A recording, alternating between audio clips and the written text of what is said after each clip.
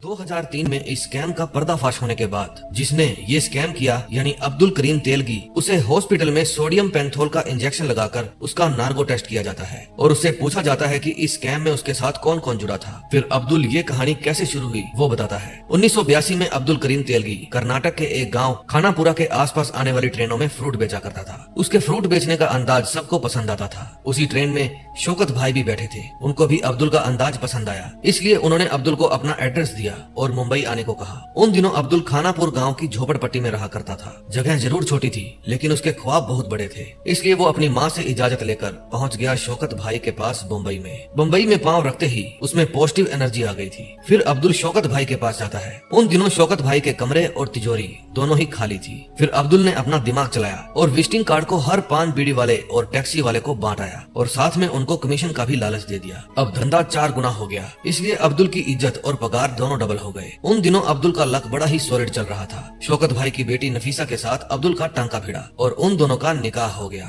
फिर अब्दुल के सपने और भी बड़े हो गए और वो इंडिया से बाहर गल्फ में काम करने चला गया। फिर 7 साल बाद उसे अपने घर परिवार की याद सताने लगी, इसलिए वो अपना ताम झाम लेकर वापस इंडिया आ गया। अब इंडिया में उसने कबूतरबाजी का धंधा शुरू कर दिया। कबूतरबाजी समझते हो? नकली कागजात पासपोर्ट बनाकर लोगों को विदेश भेजना। लेकिन ये धंधा भी ज्यादा चल नहीं पाया और अब्दुल को पुलिस पकड़ कर ले गई। उनका केस आया इंस्पेक्टर मधुकर डोंबे के पास। उन्होंने अब्दुल की अच्छी सेवा पानी की, फिर उसको लॉकअप में बंद कर दिया गया। वहाँ उसकी मुलाकात कौशल झावेरी के साथ हुई। उसका यहाँ पर रोज का आना जाना था। उसका मानना था कि डांस बार हो या पुलिस स्टेशन, एक बार जो यहाँ आ जाए वो बार बार आता ही रहता है। फिर शौकत भाई अब्दुल की जमानत करवाते हैं। घर जाकर अब्दुल अपनी सफाई देता है कि मैं तो लोगों का भला ही कर रहा था, जो बेचारे अपना भविष्य बनाने वहाँ जाना चाहते थे और जिनके पास ज्यादा पैसे भी नहीं है, मैं उनको किस्मत आजमाने का मौका दे रहा था। फिर शौकत भाई कहते हैं दायरे में रहकर काम करो, आइंदा मुझे कोर्ट कचहरी के चक्कर न काटने पड़े। अब्दुल को आगे कुछ भी करने के लिए पुलिस रिकॉर्ड में से अपना नाम हटवाना था, इसलिए वो जाता है एडवोकेट गणेश कांबले के पास। इनके बारे में अब्दुल को कौशल झावेरी ने बताया था। वो कहता है इंस्पेक्टर मधुकर डोंबे को रिश्वत खिलानी पड़ेगी। फिर अब्दुल अपना दिमाग चलाता है और गणेश कांबले को कहता है कि आप इंस्पेक्टर को अपनी जेब से रिश्वत दें और समझ लो कि ये आपने मुझ पर इन्वेस्ट किया है, बदले में मैं आपके पास बहुत सारे क्लाइंट लेकर आऊंगा। गणेश कांबले अब्दुल की बातों में आ गया। कुछ दिन बाद अब्दुल शौकत भाई के होटल के रिसेप्शन पर बैठा था, तभी उससे मिलने के लिए कौशल झावेरी आया। वो कहता है अगर खुद के पैसे कमाना चाहते हो तो चलो मेरे साथ, प्लान समझाता हूँ। फिर कौशल अब्दुल को अपने अड्डे पर ले जाता है। वहाँ वो अब्दुल को शेयर मार्केट के फिजिकल डेट सर्टिफिकेट दिखाता है। एक सर्टिफिकेट ज्यादा से ज्यादा 5 बार किसी पार्टी के नाम ट्रांसफर हो सकता है और उसके बाद वो पुराने सर्टिफिकेट को रद्दी बनाकर संभाल कर रख देते हैं और फिर नया सर्टिफिकेट इशू कर दिया जाता है। उस रद्दी में से अगर थोड़ी बहुत रद्दी गायब हो भी जाए तो किसको परवाह है। और इस रद्दी में छिपा है खजाना यानी एडहेसिव स्टैम्प। हर स्टैम्प की कीमत अलग अलग होती है, 1, 2, 5 से लेकर 10 रुपए तक। अब आगे का कमाल होता है केमिकल का, जो पेपर से स्टैम्प को अलग कर देता है और फिर कुछ केमिकल की हेल्प से स्टैम्प के ऊपर से स्याही हटाई जाती है। अब जो स्टैम्प बच जाती है उसको बॉम्बे स्टॉक एक्सचेंज में कम कीमत में बेच दिया जाता है। अब की बार जब वे स्टैम्प बेचने जाते हैं तो अब की बार वहाँ उनकी बहुत ही कम कीमत लगाई जाती है, इसलिए वे अपनी स्टैम्प नहीं बेचते। फिर बाहर जाते समय उनको समझ में आ जाता है कि वे कोलकाता गैंग वालों से बहुत ही कम कीमत में स्टैम्प खरीद रहे हैं। फिर जब कौशल उनसे पूछता है कि हमारे धंधे में क्यों टांग अड़ा रहे हो, तो कोलकाता गैंग वाला बाबू कहता है यहाँ जिसके पास लाठी होती है भैंस उसी की होती है। फिर कौशल अब्दुल को समझाता है कि सबसे पहले ये revenue stamp old custom house में आते हैं, फिर वहाँ से कुछ कर्मचारियों से सेटिंग करके ये आधे भाव में उनसे खरीद लेते हैं और अपना थोड़ा बहुत मार्जिन रखकर यहाँ आकर बेच देते हैं। इनका गम वाश का खर्चा भी नहीं लगता और ना ही मेहनत। अब अगले दिन वे कोलकाता गैंग वालों का पीछा करते हैं जो टिफिन में उनके लिए बिरयानी लाया करते थे।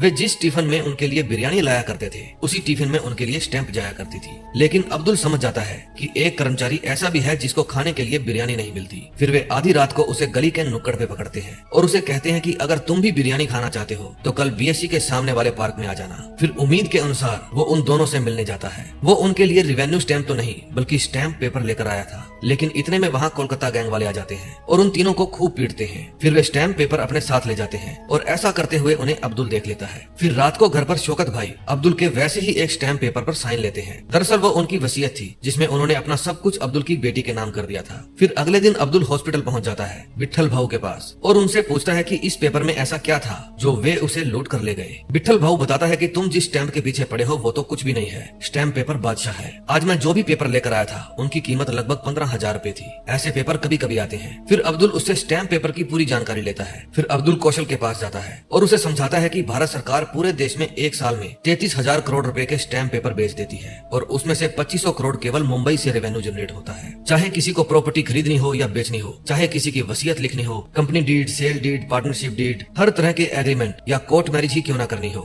सब कुछ इन स्टैम्प पेपर के ऊपर ही लिखा जाता है। बस ये समझ लो कि ये पेपर कुबेर के खजाने की चाबी है। अब अगर हम 33,000 करोड़ में से 70-80 करोड़ चुरा भी लेंगे तो किसको पता चलेगा। अगर लाइफ में आगे बढ़ना है तो डेयरिंग तो करना ही पड़ेगा, क्योंकि मुझे पैसा कमाना नहीं बनाना है। और इसी के साथ फर्स्ट एपिसोड का एंड हो जाता है। अब समय था जब राजीव गांधी की हत्या के बाद पीवी नरसिम्हा राव देश के प्रधानमंत्री बन गए थे। अब विदेशी कंपनियों के लिए भारत के दरवाजे खोल दिए गए थे। सभी कंपनियों को भारत में पैसे का पहाड़ नजर आ रहा था, इसलिए सभी अपने पैर जमाने में जुटे हुए थे। फिर बाबरी मस्जिद वाली घटना हुई और उसके कारण देश भर में दंगे शुरू हो गए थे। ऐसे माहौल में भी इन दोनों की प्लानिंग चल रही थी कि 33,000 करोड़ के हलवे में से एक चम्मच हलवा कैसे निकाला जाए। अब्दुल बताता है कि स्टैम्प पेपर का सफर नासिक से शुरू होता है। देश भर में बिकने वाले स्टैम्प पेपर यहीं पर छपते हैं। अलग अलग कीमत वाले स्टैम्प पेपर का वजन भी अलग अलग होता है। लाखों रुपए के स्टैम्प पेपर पूरी सिक्योरिटी के साथ ट्रकों में भर दिए जाते हैं। इनको देश भर में पहुंचाने के लिए ट्रेन का भी यूज किया जाता है। नासिक से ट्रेन बॉम्बे भेजी जाती है और वहां से बम्बई की खपत के हिसाब से बहुत सारे stamp paper old custom house आते हैं। फिर लाखों करोड़ों रुपए के स्टैम्प पेपर पूरे देश भर में डिस्ट्रीब्यूट कर दिए जाते हैं। लेकिन इनको ट्रेन के बॉम्बे पहुंचने से पहले चोरी को अंजाम देना था। लेकिन मुश्किल ये थी कि रेलवे सिक्योरिटी के नाक के नीचे से चोरी करी कैसे जाए। फिर ये रेलवे स्टेशन पर जाकर पूरी सिचुएशन का जायजा लेते हैं। पेपर्स को डबल चेक करने के बाद पूरे माल को नोट किया जाता है। फिर उनको बक्सों में डालकर सरकारी सील लगा दी जाती है और उसके बाद उसे मालगाड़ी में रख दिया जाता है। अब मान लो मालगाड़ी में चोरी करके ये ना भी पकड़े जाएं, लेकिन इनकी चोरी पकड़ी जाएगी। अब प्लान ऐसा बनाना था कि चोरी एक बार नहीं बार बार की जा सके। अब उनका पहला निशाना था स्टेशन मास्टर साहिब राव कदम। अब्दुल को पता था कि हर इंसान की कोई न कोई कीमत होती है, इसलिए वो साहिब राव कदम को खरीदने पहुंच जाता है। लेकिन कौशल किसी को एक चवन्नी भी देना नहीं चाहता था। फिर अब्दुल उसे समझाता है कि ये काम हम अकेले नहीं कर सकते, हमें पूरी टीम बनानी पड़ेगी। फिर वे एक ऐसी प्रेस में जाते हैं जहां फिल्मों के पोस्टर छपा करते थे। वे वहां से स्टैम्प पेपर छापने के लिए एक डाई बनवाते हैं। अब उन्हें जरूरत थी तो एक प्रिंटिंग प्रेस की। फिर वे एक चाचा को अपने अंडर करते हैं और उसे कहते हैं कि दिन में तुम अपने शादी ब्याह के कार्ड छापो, रात को हम अपना काम करेंगे और इस काम के बदले हम आपको पैसे देंगे। दोनों की ही रोजी रोटी चल जाएगी। अब स्टैम्प पेपर की छपाई शुरू हो जाती है। इनका प्लान था असली पेपर निकाल के वहाँ नकली पेपर्स रखना, ताकि काम भी हो जाए और किसी को पता भी न चले। ये चाहते तो ये नकली स्टैम्प पेपर सीधा ही मार्केट में बेच सकते थे, लेकिन इससे ये पकड़े जाते। कौशल अभी भी डर रहा था, लेकिन अब्दुल समझाता है कि ये स्टैम्प पेपर भारत के अलग अलग कोने में पहुंच जाएंगे और मान लो पता भी चल जाए कि ये स्टैम्प पेपर सही नहीं है तो कौन उल्टी कड़ियां जोड़कर हमारे पास आएगा। सरकार को कहाँ इतना टाइम है, वे इसे मिस प्रिंटिंग समझकर फेंक देंगे। अब ट्रेन बॉम्बे पहुंचने से पहले वे चोरी को अंजाम देते हैं। वे बक्से में से असली पेपर्स निकालकर वहाँ नकली पेपर रख देते हैं और उसके ऊपर सरकारी मोहर लगा देते हैं और अपने काम को अंजाम देकर वे स्टेशन मास्टर को उसकी मोहर वापस कर देते हैं। अब अगला स्टेप था कि स्टैम्प पेपर्स को बेचा कैसे जाए। फिर वे स्टैम्प पेपर बेचने गणेश कांबले के पास जाते हैं। वे चाहे उसे कितना भी सस्ता स्टैम्प पेपर लगा दे, लेकिन उसकी खपत एक महीने में 3-4 पेपर्स की थी। फिर वो उन्हें कारपोरेट वाले वकील के पास जाने को कहता है, लेकिन इनका प्लान था कि हर छोटे बड़े वकील को जाकर स्टैम्प पेपर बेचना। स्टैम्प पेपर बच के इनकी कमाई तो अच्छी हो रही थी, लेकिन इनका माल बल्क में नहीं बिक रहा था। इनके पास समुद्र भर कर स्टैम्प पेपर पड़े थे, लेकिन ये सिर्फ लोटा भर ही बेच पा रहे थे। इतनी मेहनत करने के बाद भी इनको सिर्फ 30 से 35 हजार का ही फायदा होता है। कौशल सेटिस्फाइड था, लेकिन अब्दुल खुश नहीं था। अब 2 नंबर का पैसा कमाया है तो इसे उड़ाएंगे भी, इसलिए कौशल अब्दुल को डांस बार में ले जाता है। कौशल लड़कियों पर पैसा उड़ाता है, लेकिन उन पर उड़ाया एक एक नोट अब्दुल को चुभ रहा था। फिर अब्दुल का भी दिल एक लड़की पर आ जाता है, लेकिन अब्दुल को अपनी औकात का पता था, इसलिए वो वहाँ से बाहर आ जाता है। फिर अब्दुल का भाई सलीम भी उसके पास काम करने के लिए आता है, लेकिन अब्दुल उसे अपनी अम्मी की जिम्मेदारी देकर गाँव वापस भेज देता है। फिर वे अपना माल बेचने कॉर्पोरेट वाले वकील के पास जाते हैं। उसकी लागत एक महीने में 80 से 100 पेपर्स की थी और वो भी 500 वाले, लेकिन वो स्टैम्प पेपर उसी से खरीदता है जिनके पास लाइसेंस है। फिर वो गणेश कांबले की हेल्प से लाइसेंस अप्लाई करता है। एजेंट कहता है कि लाइसेंस एप्लीकेशन लगा तो देता हूँ, लेकिन ये भराड़े के पास जाकर अटक जाएगी। अब्दुल टेंशन में था। कौशल उसे समझाता है कि अपना जैसा भी चल रहा है बढ़िया चल रहा है, रोज के 10-12 पेपर बिक जाते हैं। लेकिन अब्दुल को हर रोज हजारों स्टैम्प पेपर बेचने थे, क्योंकि वो अपनी ऐसी औकात बनाना चाहता था कि बार डांसर पर पैसे उड़ा सके। फिर एक रात उनके मोहल्ले में पुलिस की रेड पड़ जाती है। पुलिस वाले उनके पास भी आते हैं, लेकिन उनको शक भी नहीं होता कि यहाँ क्या गैर कानूनी काम चल रहा है। फिर वे पड़ोस से नकली दारू बेचने वाले को पकड़ कर ले जाते हैं। अब उनको कोई ऐसी जगह का इंतजाम करना था जहाँ मामू लोग ना पहुँच पाए। फिर अब्दुल दिमाग चलाता है कि क्यों ना मामू लोगों के साथ दोस्ती ही कर ली जाए। फिर वो 20,000 पुलिस फंड में देता है और वो फंड वो पुलिस के हाथों दरगाह में डोनेट करवा देता है। इससे कौमी एकता मिसाल भी कायम हो जाती है और पुलिस वालों की फोटो भी पेपर में आ जाती है। अब पुलिस के साथ दोस्ती तो हो गई थी, लेकिन कौशल झावेरी खुश नहीं था। जब अब्दुल पुलिस वालों के साथ बार में बैठा था, तब कौशल अकेला बैठा अंदर ही अंदर उबल रहा था। अब्दुल इंस्पेक्टर डोबे से पूछता है कि मुझे वेंडर लाइसेंस बनवाना है, क्या आप मेरी हेल्प कर सकते हो? डोबे कहता है कि तुम्हारी हेल्प तुकाराम ही कर सकता है, पैसा फेंको और जो चाहे काम करवा लो। लेकिन कौशल को लाइसेंस के लिए एक भी पैसा उड़ाना चुभ रहा था। फिर अब्दुल तुकाराम के एनजीओ पर जाता है। वहाँ उसकी मुलाकात जुबैन और सुलेमान नाम के 2 लड़कों से होती है। अब्दुल कहता है मैं तुकाराम साहब का जन्मदिन मनाना चाहता हूँ और उस दिन मैं उन्हें 50,000 रुपए भी डोनेट करूंगा। और इस तरह से अब्दुल का कनेक्शन तुकाराम के साथ बन जाता है। कौशल की अब्दुल के साथ दूरियां बढ़ती जा रही थी। कार में अब्दुल तुकाराम को 50,000 रुपए देता है और कहता है कि मुझे वेंडर लाइसेंस चाहिए। फिर तुकाराम अब्दुल को ऑफिसर भराड़े के पास ले जाता है। वेंडर लाइसेंस की सभी एप्लीकेशंस इनके पास ही आती थी। भराड़े कहता है कि अब्दुल की एप्लीकेशन से पहले 1500 एप्लीकेशन है और उनमें से 800 तो आपकी ही पार्टी में से हैं। इतने कंपटीशन में क्या ही कमा लेगा। फिर तुकाराम कहता है कि भाई 100-200 होते तो मैं देख लेता, अभी इतनी एप्लीकेशन में तुम्हारा मुश्किल हो जाएगा। अब्दुल वहाँ से उठकर आ जाता है। फिर मायूस होकर अब्दुल अपने अड्डे पर जाता है। वहाँ उसका पार्टनर कौशल दारू के नशे में बैठा था। वो कहता है कि कभी तुम दरगाह पे, कभी तुकाराम, कभी पुलिस वालों को खूब पैसा उड़ा रहे हो। ये पैसा क्या तुम्हारे अकेले का है जो उड़ाता फिर रहा है? अब्दुल कहता है ये आइडिया मेरा ही था। अगर लाइसेंस मिल गया तो मेरी अकेले की नहीं बल्कि दोनों की लाइफ सेट हो जाएगी। कौशल कहता है कि ये सब मिलकर तुम्हें चू बना रहे हैं और ये बात अब्दुल को चुभ जाती है। फिर उन दोनों में हाथापाई हो जाती है। कौशल कहता है कि मेरे बिना तेरी औकात कुछ भी नहीं है। फिर अब्दुल कहता है कि तू औकात से अकल नहीं खरीद सकता,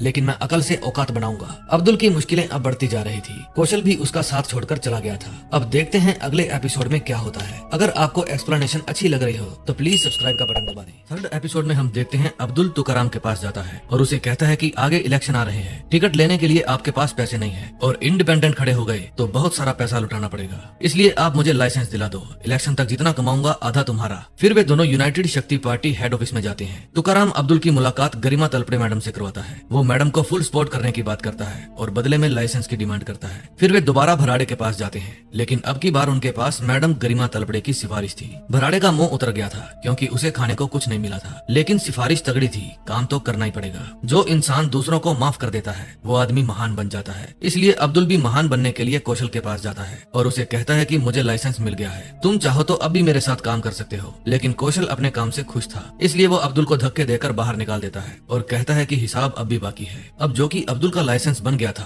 तो वो खुल के काम करने लगा। पहली बार उसने हालातों को अपने आगे झुकाया था। अब उसका धंधा 24 घंटे धड़कने लगा था। काम इतना ज्यादा था कि उसने खानापुर से अपने भाई सलीम को भी बुला लिया था। तुकाराम के एनजीओ से जुबैन और सुलेमान को भी उसने अपने साथ काम करने में लगा लिया। अब वे महीने में एक बार की बजाय हर रोज ट्रेन में अपना हाथ साफ करते थे। अब गणेश कामले भी उनके साथ मिल गया था। अब वे बड़े बड़े बिल्डरों को माल पहुंचाने लगे थे। अब्दुल को समझ थी कि जंगल में शिकार करने वाले सबसे खतरनाक 2 ही जानवर होते हैं, शेर और लकड़बग्गे। शेर जो भी खाता है उसका बचा हुआ लकड़बग्गे खत्म कर देते हैं, इसलिए अब वो सिस्टम के लकड़बग्गों को भी अपने साथ मिला लेता है, क्योंकि जब तक लकड़बग्गों को खाना मिलता रहेगा वे शेर के वफादार बने रहेंगे। शौकत भाई ने अपना घर अब्दुल की बेटी के नाम कर दिया था, इसलिए अब्दुल ने भी एक घर ले लिया और शौकत भाई की बेटी के नाम कर दिया। अब अब्दुल ने कार भी ले ली थी। कुछ दिन बाद सरकार बदल जाती है। कमान हाथ में आई भव्य ईमानदार के, लेकिन उसका रिमोट कंट्रोल मोरे के हाथ में था। बस ये समझ लो कि मोरे सरकार का वजीर था। जीत की खुशी में पार्टी चल रही थी, इसलिए अब्दुल मोरे से मिलने जाता है। अब्दुल को पता था कि सिस्टम में रहना है तो सिस्टम के नीचे ही रहना पड़ेगा। वो कहता है कि जितना गरिमा तलपड़े को दिया करता था अब वो सारा आपके पास पहुंच जाएगा। अगले सीन में हम देखते हैं कि एक अमीर आदमी के गुजर जाने के बाद उसके दोनों बेटे फैक्ट्री के लिए सरकारी लड़ाई लड़ रहे थे।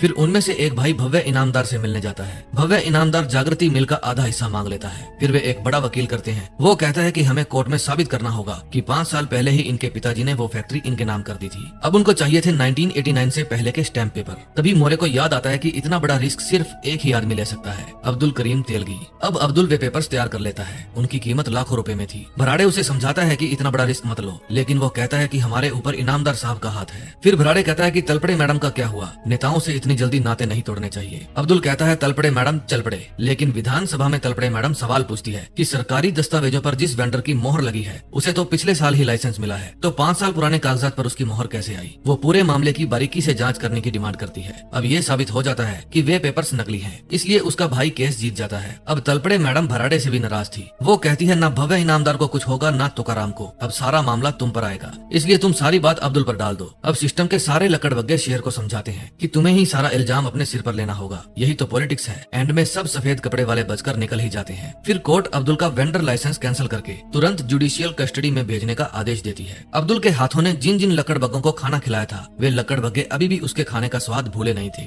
इसलिए उसे पकड़कर ले जाने वाले सभी पुलिस वाले एक एक करके गायब हो जाते हैं। फिर गणेश कामले कहता है भैया इधर नहीं जाना, हमें तो खिसकना है। अब कानून के हाथ अब्दुल को पकड़ने के लिए छोटे रह गए थे, लेकिन तलपड़े मैडम संसद भवन में फिर से हंगामा कर देती है और उन 5 लकड़बग्गों को डांट पड़ती है और अभी की अभी अब्दुल करीम तेलगी को पकड़कर लाने का ऑर्डर मिलता है। फिर रात को पुलिस अब्दुल करीम तेलगी को पकड़ने उसके घर जाती है। ऊपर से ऑर्डर आया था, मानना तो पड़ेगा ही। वे जबरदस्ती अब्दुल को उठा लेते हैं, फिर उसे जेल भेजा जाता है। अब सिस्टम में सभी को इन खिलाने वाले हाथों का पता चल गया था, इसलिए अब्दुल को जेल में थोड़ा बहुत वीआईपी ट्रीटमेंट मिलता है। फिर जेल में अब्दुल की मुलाकात जेके से होती है। वो एक मशीन मैकेनिक था। वो अब्दुल को एक सिक्का देता है और कहता है कि जब भी आप इसको देखेंगे आपको मेरी याद आएगी। आप जब बाहर आओ तो मुझसे मिलने आना, साथ मिलकर काम करेंगे। 1996 में अब्दुल की रिहाई हो जाती है। शौकत भाई अब्दुल को मिलने जाते हैं और कहते हैं कि आज के बाद मेरी बेटी से मिलने की कोई जरूरत नहीं, हो सके तो उसे फोन पे 3 बार तलाक बोल देना। फिर वे उसे कुछ पैसे देकर वहाँ से चले जाते हैं ताकि अब्दुल अपने गाँव जा सके। लेकिन अब्दुल को भीख नहीं चाहिए थी। वो गाँव नहीं जाता बल्कि अपनी पत्नी और बेटी से मिलने जाता है और कहता है कि वक्त बुरा होने से आदमी बुरा नहीं होता।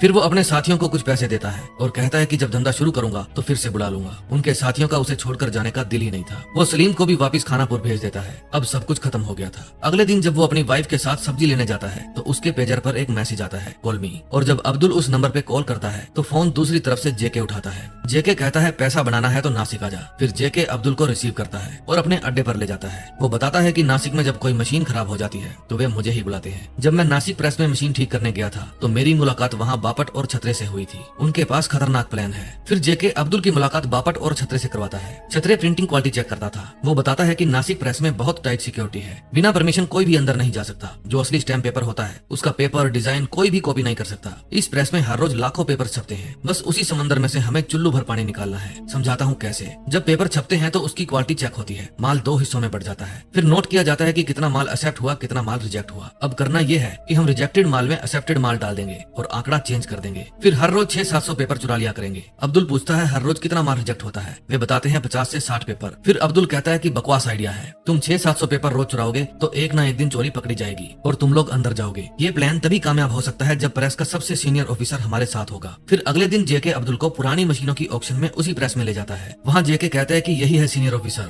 मधुसूदन मिश्रा, जाओ कर लो बात। लेकिन अब्दुल की नजर तो स्टैम्प पेपर छापने वाली पुरानी मशीन पर थी। फिर अब्दुल कहता है कि प्लान चेंज हो गया, यानी अब वो इस मशीन को यहाँ से बाहर ले जाने की सोच रहा था ताकि खुद के ही ओरिजिनल स्टैम्प पेपर छाप सके। तो देखते हैं 4th एपिसोड में क्या होता है। अगर आपने अभी भी सब्सक्राइब नहीं किया तो प्लीज कर लीजिए और बेल आइकन दबा दीजिए। 4th एपिसोड में हम देखते हैं अब्दुल एक तोहफा लेकर मधुसूदन मिश्रा के घर जाता है। लेकिन मधुसूदन मिश्रा कानून की तीसरी किताब थी। वो पार्सल को पूरा ठोक बजा कर देखता है और फिर उसको अब्दुल से ही खुलवाता है। उसमें एक महंगी घड़ी थी। मिश्रा जी घड़ी देख ही रहे थे कि अब्दुल वहाँ से खिसक लेता है। घड़ी वाले बॉक्स में अब्दुल करीम तेलगी ने अपना मोबाइल नंबर भी डाला था। रात को भोपट और छतरे अब्दुल को बताते हैं कि स्टैम्प पेपर छापने वाली मशीन को 3-4 साल के बाद रिटायर कर दिया जाता है। फिर अफसरों के आगे उसके सारे पार्ट्स को अलग अलग कर दिया जाता है। फिर मधुसूदन मिश्रा की निगरानी में सभी पार्ट्स को ऑक्शन में लाया जाता है और अलग अलग लोगों को बेच दिया जाता है। लेकिन जो सबसे जरूरी पार्ट है यानी प्लेट्स, वो ऑक्शन में नहीं जाती क्योंकि उनको डिस्ट्रॉय कर दिया जाता है। इसलिए भूल जाओ इस प्लान को। लेकिन अब्दुल कहता है कि मेरे होते हुए चिंता मत करो। फिर अगले दिन अब्दुल के पास मधुसूदन मिश्रा का फोन आता है और वो उसे मिलने के लिए बुलाता है। अब्दुल की खुशी का ठिकाना ही नहीं था। जब वो अंदर जाता है तो मिश्रा जी उसे कहते हैं कि तुम घड़ी देकर मेरा ईमान खरीदना चाहते हो। फिर मिश्रा जी उसे गले से पकड़ लेते हैं और बेइज्जत करके उसे धक्के मारकर बाहर निकाल देते हैं। अब्दुल के साथी उसे समझाते हैं कि तुम जेल जाते जाते बचे हो। अब्दुल कहता है यहाँ हर किसी को कुछ ना कुछ चाहिए, किसी को पैसा तो किसी को रुतबा और इज्जत। हर इंसान की कोई ना कोई कीमत तो होती ही है। अगर पैसा कमाना है तो पहले उसको इज्जत दिलवानी पड़ेगी। फिर वो तुकाराम के पास जाता है। तुकाराम कहता है कि अगर उसका प्रमोशन करवाना है तो 20-25 पेटी लगेंगी। फिर अब्दुल कहता है कि मैं पैसों का जुगाड़ करता हूँ, आप 4 दिन बाद एयरपोर्ट पर आ जाना। फिर अब्दुल अपने घर के बाहर बैठकर अपनी वाइफ के घर से बाहर निकलने का वेट करता है और जैसे ही उसकी वाइफ घर से बाहर जाती है अब्दुल घर में जाता है और वहाँ से छुपाया हुआ एक बैग निकालता है। उसमें उसने इमरजेंसी के लिए कुछ रुपए छुपा रखे थे। फिर वो अपने मकान के पेपर्स लेता है और उन्हें एक लाला के पास गिरवी रख देता है। अब उसके पास करीब 25 लाख रुपए हो गए थे। फिर वो तुकाराम के साथ दिल्ली में कैबिनेट मिनिस्टर को मिलने जाते हैं। वे कैबिनेट मिनिस्टर से मधुसूदन मिश्रा के प्रमोशन की बात करते हैं, लेकिन मिनिस्टर उनको डांट कर भगा देता है। मिनिस्टर का असिस्टेंट पी गुप्ता उन लोगों को अपने रूम में ले जाता है और कहता है कि ये काम मुझ पर छोड़ दो। फिर अब्दुल बिना किसी गारंटी के 25 लाख का रिस्क ले लेता है और सारे पैसे कैबिनेट मिनिस्टर के असिस्टेंट पी गुप्ता को देकर आ जाता है। इस बात के लिए जेके भी उसे डांटता है, लेकिन अब्दुल कहता है पैसा बनाना है तो रिस्क तो लेना ही पड़ेगा। तभी अब्दुल के पास पी गुप्ता का फोन आता है और वो खुशखबरी देता है कि प्रमोशन लेटर मिल गया है। अब्दुल फिर से मधुसूदन मिश्रा के घर जाता है और उन्हें बधाई देता है, लेकिन मिश्रा जी अब्दुल का लाया हुआ सामान डस्टबिन में फेंक देते हैं। जब मिश्रा जी अपने ऑफिस पहुंचते हैं तो सब लोग उनका स्वागत तालियों से करते हैं और उन्हें बधाई देते हैं। अब मिश्रा जी को पता चल गया था कि वो जनरल मैनेजर बन गए हैं। मिश्रा जी फिर से अब्दुल को डांटने पहुंच जाते हैं और कहते हैं कि मैंने 10 साल मेहनत की तो भी मुझे प्रमोशन नहीं मिला और एक बदमाश ने एक झटके में मेरी ईमानदारी खरीद ली। अब्दुल कहता है आपको जो प्रमोशन मिला है इसके आप हकदार थे। जिस सिस्टम ने 10 साल तक आपकी काबिलियत नहीं पहचानी, अब आपको उस सिस्टम के साथ रहना है या जिसने एक झटके में आपकी काबिलियत पहचान ली उसका साथ देना है। अब फैसला आपका है। फिर मिश्रा जी घर जाकर डस्टबिन में से वो गिफ्ट उठाकर देखते हैं। उसमें जनरल मैनेजर की नेम प्लेट थी जो अब मिश्रा जी ने घर के बाहर लगा ली थी। अब मिश्रा जी उनके साथ मिल गए थे और उन्होंने एक सही मशीन को डिस्कमीशन कर दिया। अब इस मशीन को भी पहले की ही तरह अलग अलग हिस्सों में नीलाम कर दिया जाएगा। ये पार्ट्स उनको मिलेंगे जो सबसे बड़ी बोली लगाएंगे। इसलिए सलीम, सुलेमान, जुबैन, जेके और अब्दुल इन 5 के नाम से अलग अलग कंपनी रजिस्टर करवाई जाती है। फिर वे ब्लैंक बिड सबमिट करते हैं ताकि जिसने भी सबसे बड़ी बोली लगाई हो अफसर उससे भी बड़ी बोली खुद लगा ले, क्योंकि वो भी अब्दुल के हाथ बिक चुका था। फिर उस मशीन के सारे पार्ट्स उन पांचों की कंपनियों को ही मिल जाते हैं। ये सारा काम मधुसूदन मिश्रा की देखरेख में ही होता है। प्रोसीजर के हिसाब से सारी प्लेट्स को ऑडिटर के सामने ही कट करना पड़ता है,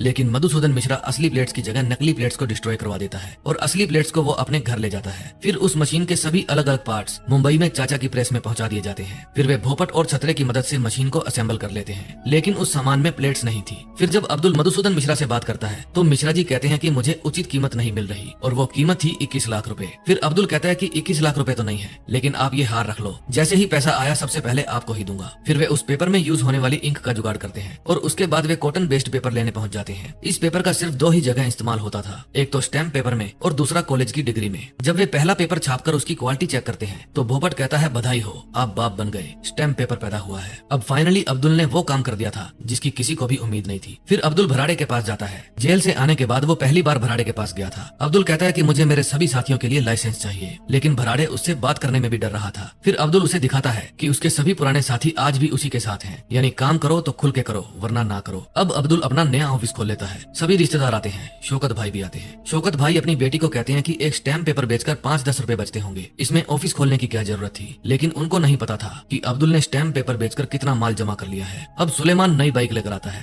फिर अब्दुल उसे धमकाता है कि हमें लोगों को अपने ऊपर शक नहीं होने देना, हम दौलत के चौकीदार हैं, मालिक नहीं। अब्दुल कहता है खाली मुंबई से काम नहीं चलेगा, अब हमें पूरे इंडिया में पेपर बेचने होंगे। अब्दुल का बिजनेस बहुत आगे बढ़ गया था। अब उसने खुद का कुबेर का किला बना लिया था। अब तो उसने हजारों लोगों को जॉब भी दे दी थी। वे स्टैम्प पेपर बेचा करते थे। अब अब्दुल ने अपने भाई सलीम को कर्नाटक में ऑफिस खुलवा के दे दिया। अब ये पैसे कमा नहीं रहे थे बल्कि बना रहे थे। अब्दुल भी खुश था और उसके सारे लक्कड़ बग्गे भी खुश थे। अब्दुल ने वापस अपना सिस्टम सेट कर दिया था और इस सिस्टम का रिमोट अब अब्दुल के ही हाथ में था। लेकिन उसे नहीं पता था कि कर्नाटक में भी बहुत सारे लक्कड़ बग्गे हैं जो भूखे हैं। फिर अब्दुल बेंगलोर जाता है और वहाँ फाहिम शेख से मिलता है जो एक करप्ट मिनिस्टर था। मिनिस्टर उसे अपने सभी धंधों में 10% इन्वेस्ट करने को कहता है। अब्दुल मान जाता है। फिर अब्दुल सलीम को कहता है कि अगर सिस्टम से भिड़ना है तो अपने पास भी जनता की भीड़ होनी चाहिए। जिसके पास लोगों की भीड़ होती है उसे कोई भी छू नहीं पाता। फिर अब्दुल सलीम को कहता है कि पूरे खानापुर को ले जाकर बाबा अजमेर शरीफ की दरगाह में हाजिरी लगा कर और फिर खानापुर की डेवलपमेंट की तरफ ध्यान दे। अब वे खानापुर में खुद का ही एक बड़ा घर ले लेते हैं। अब शौकत भाई भी इस दुनिया से चलाना कर जाते हैं। फिर जून 1998 में वे अपने ऑफिस में एक मीटिंग रखते हैं। अब्दुल को समझाया जाता है कि अगर और ज्यादा माल बेचना है तो कंपटीशन खत्म करना होगा, और उनका कंपटीशन सीधा सरकार से था। अब ये सरकार को तो अपने रास्ते से हटाने से रहे। फिर अब्दुल मधुसूदन मिश्रा के पास जाता है और उसे ये सरकारी प्रेस बंद करने के लिए कहता है, यानी गवर्नमेंट ऑफ इंडिया की सबसे बड़ी प्रेस नासिक प्रेस।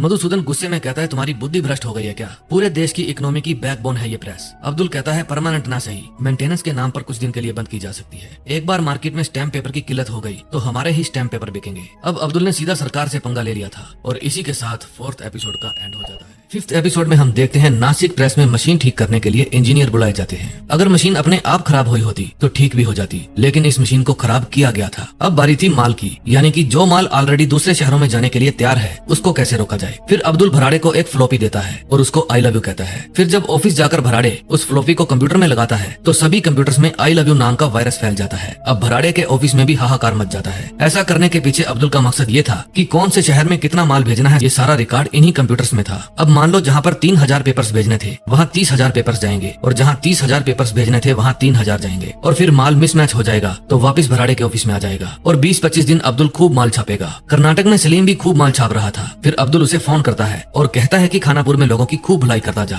ताकि आगे जाके हालातों से लड़ना ना पड़े। तभी अब्दुल की मशीन बंद पड़ जाती है। वर्कर कहता है कि अगर इस मशीन से और काम लिया गया तो पेपर की क्वालिटी खराब हो जाएगी। इसका मतलब अब टाइम आ गया था एक और मशीन बढ़ाने का। फिर अब्दुल मधुसूदन मिश्रा के पास 50 पेटी भेजता है और बदले में उनके लिए एक और मशीन का जुगाड़ हो जाता है। अब सारे मशीन मिलकर 24 घंटे पैसा छाप रहे थे, लेकिन पैसा चीज ही ऐसी है, मन में लालच आए बिना रहता नहीं है। सुलेमान लालची हो गया था, इसलिए वो अब हेरा फेरी करने लगा था। ये उसका रोज का काम हो गया था। उधर कैबिनेट सेक्रेटरिएट मुंबई में एक कमेटी बिठाई जाती है। भराड़े और मधुसूदन मिश्रा से ये जो मिसमैनेजमेंट हुई है इसका हिसाब मांगा जाता है। फिर वे उनसे 10 दिन का समय मांगते हैं ताकि सब कुछ पहले जैसे ठीक कर सके। उधर खानापुर में लोगों को खुश करने के लिए कभी स्कूल तो कभी शौचालय का उद्घाटन किया जा रहा था। लोग वहाँ पर सड़क बनवाने की डिमांड करते हैं। अब्दुल अब्दुल उनको आश्वासन देता है कि बहुत जल्दी ही सड़क बनवा दी जाएगी। फिर अब्दुल फरहीन शेख के पास फोन करता है और उसे बताता है कि पूरा खानापुर तो समझो अपने अंडर हो गया, अब टिकट देने का इंतजाम करो। फरहीन शेख कहता है इलेक्शन तो आने दो, देखेंगे। फिर अब्दुल कहता है कि हवा बदलने से पहले हमें कुछ लोगों की हवा निकालनी पड़ेगी। फिर अब्दुल मुंबई में एसीपी और डीसीपी के साथ भी दोस्ती कर लेता है। उधर सुलेमान अब भी अब्दुल को चुना लगा रहा था। तभी वहाँ अब्दुल आ जाता है। वो सुलेमान को कहता है कि मेरी कार खराब हो गई थी, चलो अड्डे पर चलते हैं। अचानक अब्दुल के आ जाने के कारण सुलेमान के रंग उड़ गए थे। फिर गोडाउन में जाकर अब्दुल पूछता है कि मैंने तेरे ऊपर भरोसा किया, तेरे नाम से लाइसेंस लिया, गोडाउन दिया, मशीन लगवा कर दी, सारे पैसे भी तेरे पास ही थे, फिर भी तूने मेरा भरोसा तोड़ दिया।